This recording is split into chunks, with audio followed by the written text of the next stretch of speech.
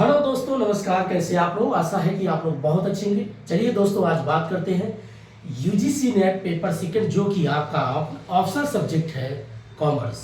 Commerce में दोस्तों हम बात करेंगे, आज का आपका टॉपिक रहेगा income tax and double tax basic rule क्या है। अब एक एक पॉइंट को समझेंगे कि हमें इनकम टैक्स में क्या क्या पढ़ना है, बेसिक कहाँ कहाँ से इनकम आता है, हेड ऑफ इनकम क्या है, सैलरी क्या है, हाउस प्रॉपर्टी क्या है, बिजनेस प्रोफेशनल क्या है, कैपिटल गेन है, प्लस उसके बाद आपका अदर सोर्सेस क्या है। नेक्स्ट पढ़ेंगे एग्रीकल्चर फील्ड क्या है।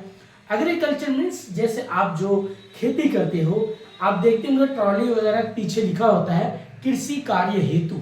इसके पीछे क्या रीजन है, क्यों देखा जाए जो टैक्स की चोरी करते हैं वो हमेशा कृषि से जोड़ देते हैं। हर एक पॉइंट को अच्छे से समझेंगे।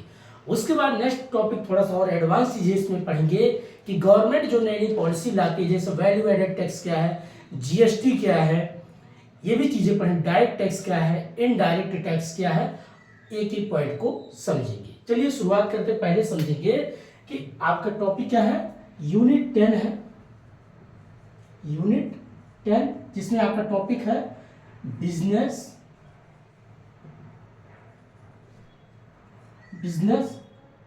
Income tax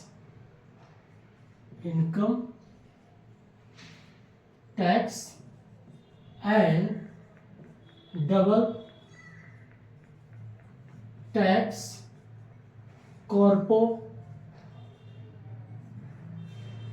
corporation.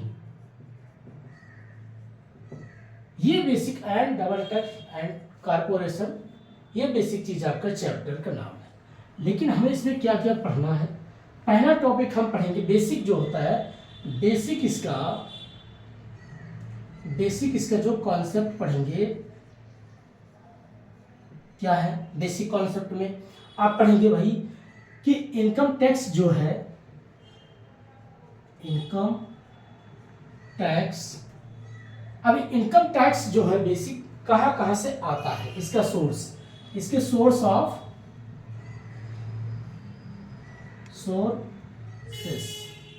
Of income. अब सोर्सेस ऑफ इनकम बेसिक कहां से इसका सोर्स है, क्या इसको बोलते हैं हेड ऑफ इनकम सोर्सेस। इसके बेसिक जो है 5 सोर्स पढ़ते हैं। कौन कौन सा देखिए। फर्स्ट आपका आता है सैलरी,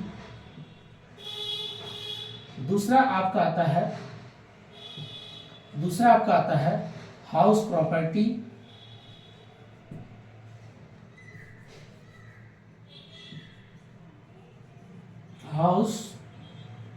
प्रॉपर्टी, तीसरा आपका आता है बिजनेस प्रोफेशनल,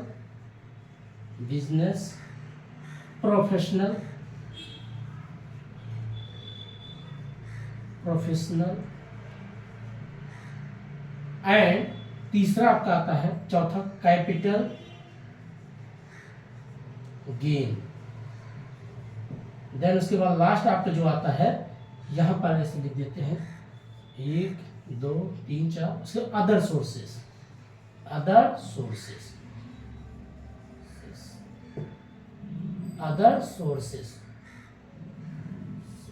ये बेसिक चीज यहां पर होता है। अब सैलरी मीन्स जो आपका वेतन आता है, कहां से, इसके 2 सेक्टर है, एक प्राइवेट और एक होता है गवर्नमेंट। 2 तरीके से लोग पैसा कमाते हैं। अब जो आपके पास सैलरी आती है तो आप पढ़ेंगे इनकम टैक्स का बेसिक रूल क्या है, कितने पैसे पर आपका टैक्स लगता है।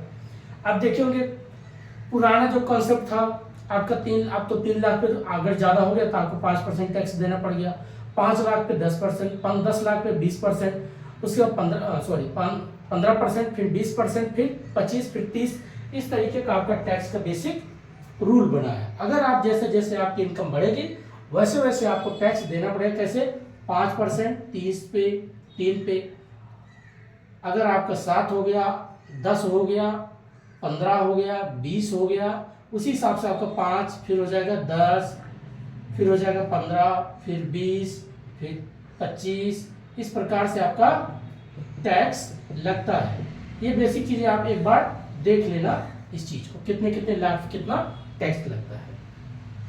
तो क्या होता है, मान लीजिए प्राइवेट सेक्टर से अर्निंग किया, गवर्नमेंट सेक्टर से अर्निंग किया, अगर आपके पास मान लीजिए आपने 10 लाख रुपया कमा लिया, 10 लाख, ठीक, तो अब इस पे जो बनेगा आपका 10% या 20%, जो भी 10% मान लीजिए टैक्स बन गया, तो 10% इस पे आप क्या करोगे, 10 लाख का 10% निकाल के माइनस उसको करोगे, माइनस करने के बाद जो आपके पास आता वही होता आपका नेट सैलरी। नेट सैलरी तभी होगा, पहले जो आपके पास पैसा तो ग्रॉस सैलरी होता है, ग्रॉस सैलरी में से जितना आप टैक्स घटा देते हैं 10% 20%, जिसको क्या करो मल्टीप्लाई करोगे, बाकी जो आएगा आप उसको माइनस करके आपका नेट सैलरी है, ये होता है आपका सैलरी निकालने का। फिर और इसमें बहुत से रूल होते हैं, जैसे आपका 80G के अधीन क्या है, 88 के अधीन क्या है, उसके बाद 88D क्या है, 88C क्या है, 88K क्या है, बहुत उसमें रूल बने होते हैं अलग अलग। ठीक उसी प्रकार से आपका आता है हाउस प्रॉपर्टी। हाउस प्रॉपर्टी का मान लीजिए आप कोई बिल्डिंग है, प्लांट है, बस आप मान लीजिए कोई बहुत बड़ा बिल्डिंग बनाया है, बड़े बड़े शहरों में, दिल्ली, मुंबई, चेन्नई, कोलकाता, तो उस हिसाब से उनका टैक्स जो लगता है एक रेशियो डिडक्शन के रूप में। तो पहले आप होता म्युनिसिपल कारपोरेशन, म्युनिसिपल ऐसे लिख दे, C फॉर कारपोरेशन। फिर उसके बाद एक्चुअल रेंट क्या है, एक्चुअल रेंट क्या है, स्टैंडर्ड रेंट क्या है, स्टैंडर्ड रेंट क्या है।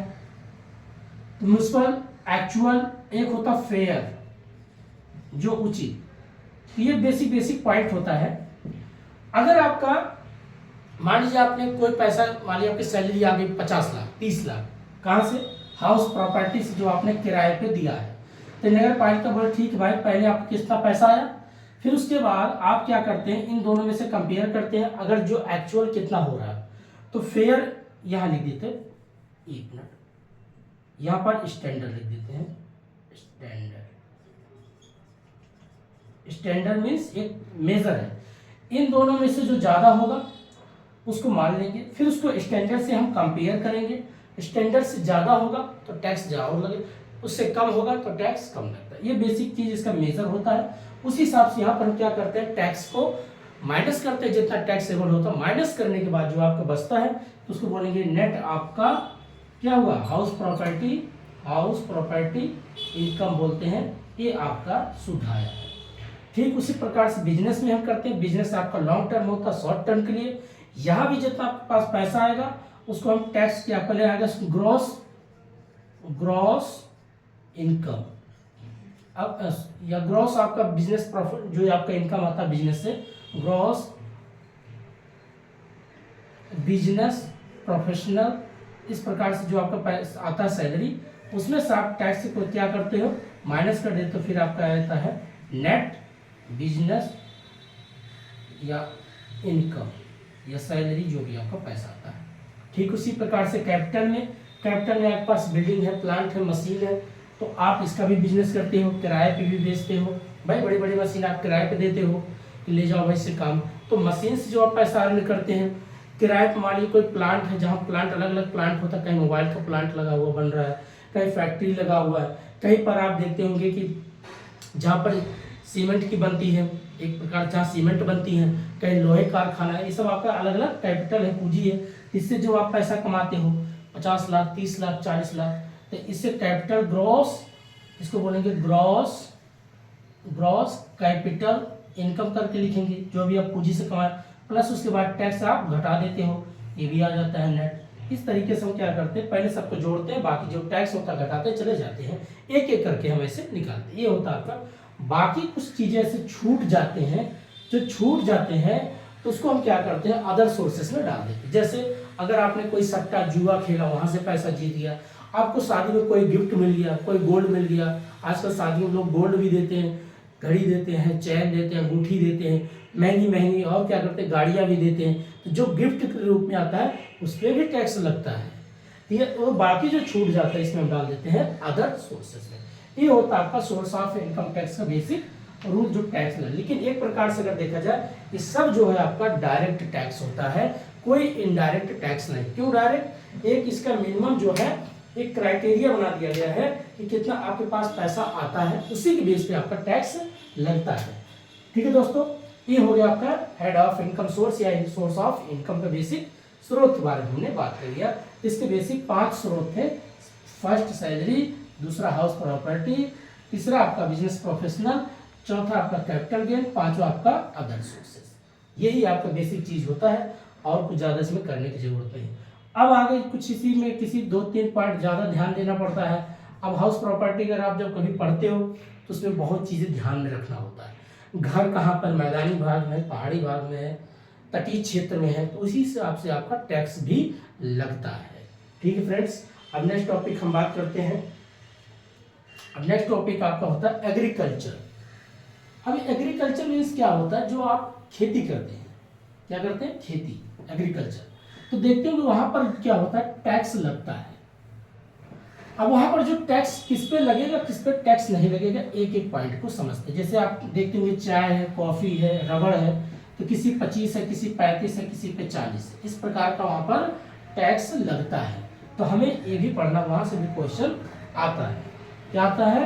एग्रीकल्चर।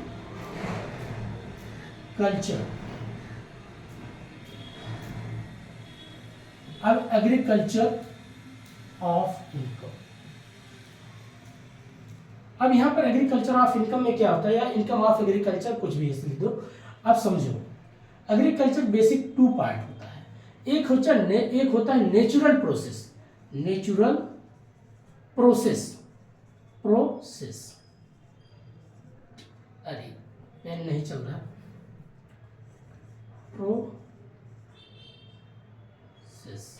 एक होता है नेचुरल प्रोसेस, अब एक होता है अननेचुरल प्रोसेस। Unnatural process. अब यहां पर क्या हमें पढ़ना होता है, देखिए प्रोसेस कहीं एसेस करते लो, प्रोसेसेस या जो भी है प्रोसेस रहता है, ठीक है ना। अब यहां पर 2 तरीके से हम पढ़ते हैं। नेचुरल प्रोसेस वो होता है, जैसे अगर मान लीजिए आप देखते होंगे नॉर्थ ईस्ट में चले जाए तो बम्बूज अपने आप उग जाता है, ठीक। अब आपने बम्बूज को काट लिया, बम्बूज जो होते हैं, बम्बूज, बांस जिसको बोलते हैं, उसको आपने काट लिया। एक प्रकार से नेचुरल एक्टिविटीज है, नेचुरल तरीके से उसका प्रोसेस हुआ, ग्रोथ हुआ। आपने उसको काट के उसको आप अलग अलग, कोई चेयर बनाता है, कोई टोकरी बनाता है, कोई कुछ भी बनाता है। जब उसको आप काट करके क्या करते हैं, एक मार्केट में लाते हैं। कहां पर? मार्केट में जैसे लेके आप आते हैं तो उस पर आप देखते होंगे एक प्रकार से मैन्युफैक्चरिंग का रूप हो गया, आप उसको बेचते हैं।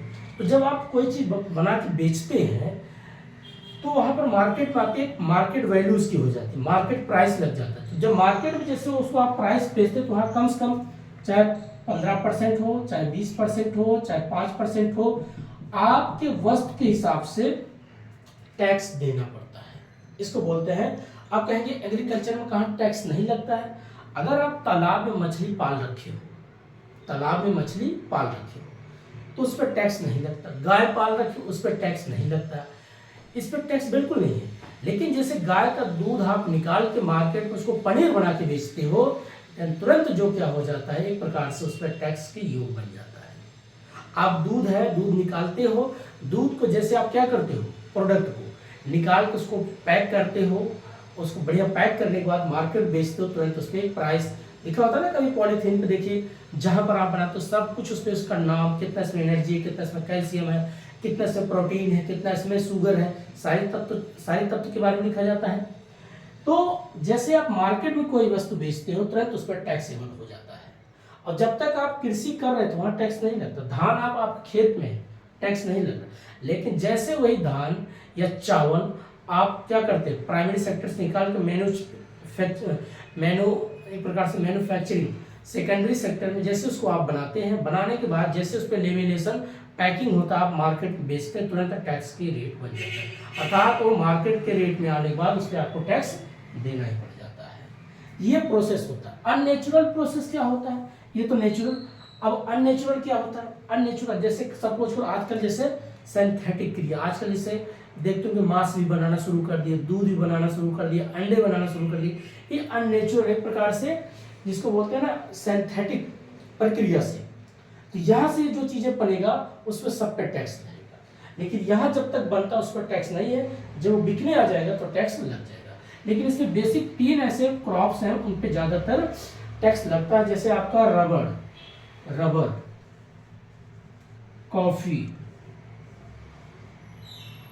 कॉफी, प्लस आपका टी, इन पे अब टी पे मान लीजिए 30%, कॉफी पे 45%, रबर पे 40%, इस प्रकार से क्या होता है टैक्स इन पे लगता है, ये चीज होता है। कभी कभी पूछता है इन पे इतना टैक्स क्यों है, भाई टी की डिमांड ज़्यादा है, कॉफ़ी की डिमांड ज़्यादा है, रबड़ की भी डिमांड ज़्यादा है। कैसे, देखिए हर दिन आजकल हर एक व्यक्ति टी पीता है भाई, तो टी पे कहा चलो उसकी थोड़ा डिमांड कम है, काम करो, गरीब भी लोग पीते हैं तो 30% कर दिया। कॉफ़ी क्या है, एक प्रकार से लग्जरी लाइफ में आ जाता है तो बोलेंगे 45%। रबड़ क्या है, रबड़ आज जो भी आप जितने भी वाहन हैं, जितनी गाड़ियां हैं, उनमें टायर जो बनता है सब रबड़ से ही बनती है, तो एक प्रकार से उसकी अच्छी कॉस्ट लगती है, उसकी अच्छी प्राइस भी होती है, इसीलिए उस पर ज़्यादा टैक्स लगता है। ये प्रोसेस होता है आपका एग्रीकल्चर का बेसिक पार्ट। तो हमने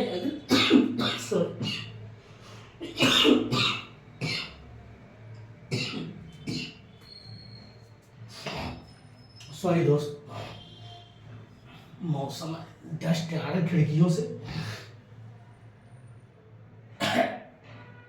सॉरी। अब देखिए, तो ये आपका हेड ऑफ इनकम का हो गया, एग्रीकल्चर हो गया। अब पढ़ते हैं डबल टैक्स क्या है, डबल टैक्स रूल क्या है, इसके बारे में समझते हैं। पहले समझेंगे कारपोरेट क्या है, कारपोरेशन, टू पार्ट,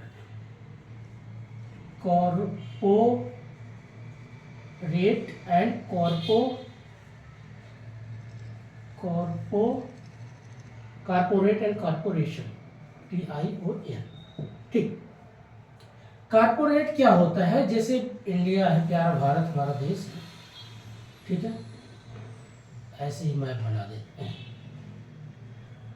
समझ जाओ।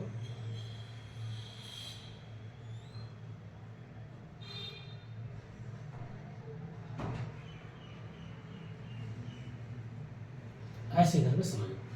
अब मान लीजिए प्यारा भारत के अंदर कोई व्यापार आपकी चाहे जहां भी हो, नॉर्थ ईस्ट साउथ सेंटर कहीं भी आपका अगर व्यापार है, इसको बोलते हैं डोमेस्टिक अर्थात कारपोरेट। तो कॉर्पोरेट मीन्स क्या होता है, आपका व्यापार पहले मान लीजिए सेंटर में था दिल्ली, आपने पता चला राजस्थान फैला दिया, जम्मू कश्मीर में कर दिया, आपका व्यवसाय क्या हो रहा है पूरे भारत में है, इसको बोलेंगे कॉर्पोरेट। जब यही व्यापार आपको पता चला श्रीलंका में आपने अपना व्यापार कर दिया, कहाँ पर, श्रीलंका में, इसको बोलेंगे कि आप एक तो अपने देश में था, इसको डोमेस्टिक, और प्लस यहां जब अपना व्यापार किया तो हो जाएगा कारपोरेशन, क्या हो जाएगा, कॉर्पोरेशन। अब इसमें क्या है, जब आपका व्यापार भारत में था कारपोरेट, जैसे श्रीलंका में किया वही व्यापार, एक बन गया कारपोरेशन। तो आपको डबल टैक्स का, भारत में जो आप टैक्स दे रहे हैं यहाँ के गवर्नमेंट के हिसाब से, श्रीलंका में जो दे रहे हैं वहाँ पे उनके सरकार के हिसाब से, यही टैक्स पता चला इंडिया में दे रहे हो यही टैक्स। जब इसे दोनों टैक्स की बात है, इसको बोलेंगे डबल टैक्स रूल कॉन्सेप्ट। बस ये चीज़ आपको बेसिक समझना होता है। अब भाई अगर मान लीजिए आप अमेरिका में कोई व्यापार करेंगे, तो अमेरिका में जब आप व्यापार करें वहाँ तो सरकार आपसे टैक्स तो लेगी, क्योंकि वहाँ के रिसोर्स के, वहाँ की ज़मीन पे आप अपना व्यापार करें तो भी टैक्स लेगी कि नहीं लेगी। कोई विदेशी कंपनी भारत में आएगा तो क्या भारत उसको छोड़ेगा, वो उससे भी टैक्स वसूलेगा। ये चीज़ वो जो नेक्स्ट टॉपिक आगे पढ़ते हैं जिसको हम बोलते हैं GDP, GNP, LNP, किस पे कब भारत में टैक्स जुड़ेगा, किस में विदेश में कब टैक्स जुड़ेगा, लेकिन ये जो कॉन्सेप्ट है इसको बोलते हैं double tax and double rule corporation tax. ये बेसिक चीज होता है, भारत में है तो कॉर्पोरेट, और अगर जब दूसरे देश में है तो कारपोरेशन। ये बेसिक चीज समझना बहुत जरूरी है। बस इतना ही करके चैप्टर होता है, एक समरी तरीके से छोटे में करके समझा। बाकी जो है अगर इसका पूरा सवाल लगाएंगे, head of income of salary, head of house property, head of business professional, head of capital gain and other sources, then agricultures, next उसके बाद आपका double tax and basic rule corporation क्या है, और उसके बाद आपका कुछ 2-4 पूछ लेता है 80G का दिन 88 के अधीन क्या है, कौन सा टैक्स नया आया। अब जैसे आप देखिए क्वेश्चन पूछता है कि डायरेक्ट टैक्स क्या और इनडायरेक्ट टैक्स क्या है। डायरेक्ट टैक्स बेसिकली आपका salary, house property, business professional gain, capital gain, other sources. जैसे जीएसटी आपका है इनडायरेक्ट टैक्स है, value added tax indirect tax है। तो जिसमें आपको जैसे कोई वस्तु आप खरीदते हो तो आप थोड़ी उसमें आपको पता कितना इसके हमें टैक्स दे रहे, मान लीजिए 100 रुपये कोई वस्तु लिया लेकिन 5 रुपया ऑलरेडी इसमें टैक्स इंक्लूड है तो आपको 5 रुपया देना टैक्स। लेकिन पूछा जाता अंतिम जो टैक्स का पेयर कौन होता है, वो कंज्यूमर होता है। इनडायरेक्ट टैक्स जो देता है वो कंज्यूमर ही देता है। जो लोग बोलते नहीं हम बड़े बड़े बिजनेसमैन टैक्स, बड़े बड़े बिजनेसमैन नहीं, सब बड़ा बड़ा बिजनेसमैन अगर कोई व्यापार भी करेगा तो पहले सब कुछ जोड़ लेता है तभी अपने व्यापार करता है। सबसे ज्यादा टैक्स अगर कोई देता है तो कंज्यूमर देता है। कंज्यूमर अगर कोई वस्तु नहीं खरीदेगा तो कहाँ से टैक्स आएगा, कंज्यूमर ही टैक्स पे करता है किसी भी चीज को लेकर के। 99% कंज्यूमर ही टैक्स पे करता है। आप सोचेंगे ये कैसे, आप कभी पढ़ के देखो, कोई भी चीज हो, अगर बड़ा बड़ा बिजनेसमैन, मान लीजिए कोई बिजनेसमैन है ये बुक्स कोई मान लीजिए बनाता है, वो सब कुछ बनाएगा लेकिन जब उसको मार्केट में बेचेगा तो अपना सब कुछ डायरेक्ट इनडायरेक्ट सब कुछ जोड़ के रखेगा तब उसको बेचता है। बट उसे ये दिखाने के लिए है कि सैलरी आपकी इतनी होती तो उसमें आपको टैक्स देना पड़ता, वो होता है इसलिए उनको देना पड़ता, आपने इतना प्रॉफिट कमाया है समाज से, देश से, तो इतना टैक्स देना पड़ता है। लेकिन बाकी अगर देखा जाए जो कहते हैं कमाया कहाँ से, कमाया तो ही आम जनता से ही है। आम जनता ने ही लोगों को बेच करके पैसा अर्निंग किया है अपने जेब से। कभी कोई बिजनेसमैन अपने जेब से पैसा नहीं लगाता, न अपने जेब से पैसा टैक्स देता है, वो जनता के ही, पब्लिक से ही, बैंक से लोन लेता है, फिर बिजनेस करता है, फिर इसी जनते को बेच करके जनते से वसूलता, बाकी वो प्रॉफिट कमाता है। ये होता है कॉन्सेप्ट आज के दौर में। अब जनता को लगता नहीं बड़े बड़े बिजनेसमैन दो पति वही देश चला रहे, वो कुछ नहीं चलाते, वो हमें चलाते हैं। किसे चलाते हैं, आम जनता को चलाते हैं। जब बड़ा आदमी कोई बनता है तो उसके लिए सरकार भी सपोर्ट करती है, सरकार उनको लोन देती है, तो लोन जो कि अपनी जेब से थोड़ी लगाए, वो आम जनता की तो पैसा बैंक में जमा होता है, फिर उसी पैसे को लेकर के व्यापार करते हैं, फिर उस वस्तु को बना के बेचते हैं तो आम जनता खरीदता है।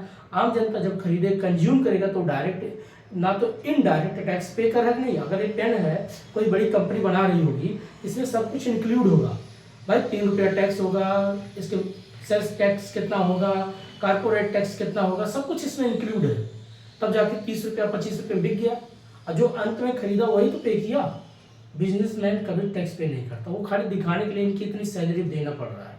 वो अगर दे भी रहे हैं तो कहाँ से दे रहे हैं, आम जनता से तो पैसा अर्निंग करके दे रहे हैं। ये चीज़ को समझना बहुत जरूरी होता है। इसीलिए जो आज कहते हैं कि बिजनेसमैन की उतना जल्दी तरक्की कर लेते हैं, क्योंकि बिजनेसमैन कभी अपने जेब से लगाता है, जो लॉन्ग टर्म बिजनेस करने वाला हो 1 रुपया अपने जेब से नहीं लगाता, खाली नाम को होता है कि वो रिस्क लेता है। रिस्क इसलिए लेता है, वो रिस्क खाली एक कॉन्सेप्ट आजकल है। अगर हर एक व्यक्ति को उसमें समझ है, आपके पास करोड़ों रुपया सरकार देना शुरू कर दे, फ्री में लोन ले जाओ भैया 10 साल बाद ब्याज देना, तो आप जरूर कोई काम करोगे। ऐसा तो है नहीं कोई चीज़ आप नहीं कर सकते। आप भी बिजनेसमैन, अभी 100 लोग 200 लोग को जब काम देंगे तो आपके नीचे लोग काम करेंगे। आपको बड़ी आपका टाइम है बड़े बड़े लोगों से मीटिंग करना, अमेरिका जा रहे हैं, दुबई जा रहे हैं, मान लीजिए ऑस्ट्रेलिया जा रहे हैं, बड़े बड़े लोगों से आप क्या कर रहे हैं, उसके बैठ के मीटिंग करेंगे, बात करेंगे। और जो इस देश के पढ़े लिखे लोग हैं, पढ़े लिखे लोग उनको राय देते हैं। जो लोग कहते हैं कि बड़े बड़े बिजनेसमैन सिर्फ 12th पास होते हैं, 12th या ग्रेजुएशन, आजकल तो चलो ग्रेजुएशन हो गया, साइड से डिग्री कर लेते हैं, वो पढ़े लिखे कम होते हैं। वो पढ़े लिखे लोगों का ब्रेन को यूज करते हैं, वो पढ़े लिखे लोगों को क्या करते हैं, यूज करते हैं। जैसे सपोज मैं, अगर मुझे बिजनेस करना होगा तो मैं किसको ढूंढूंगा, जो अच्छा आईआईटी टॉपर होगा, जिसके पास अच्छी नॉलेज होगा, उसको पकड़ूंगा ना।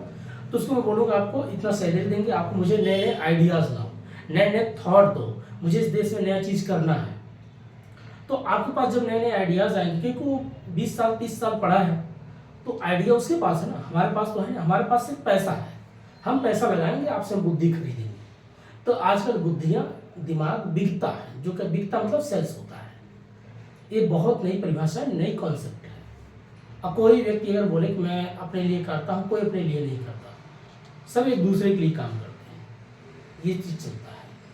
और कोई आदमी लॉस में कभी नहीं जाना चाहता, हर एक व्यक्ति प्रॉफिट में जाना चाहता है। लॉस में अगर जाता है तो कंज्यूमर जाता है।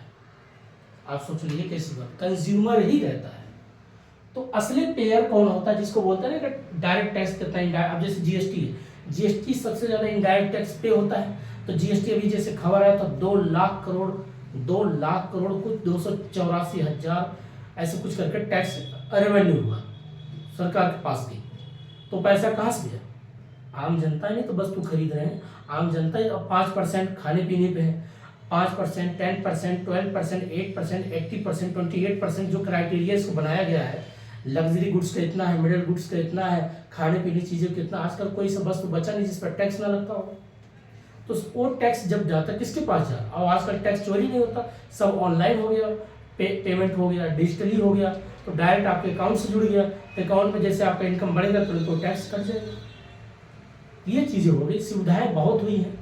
तो इससे क्या हुआ, सरकार के पास अच्छा बेनिफिट होने लग गया।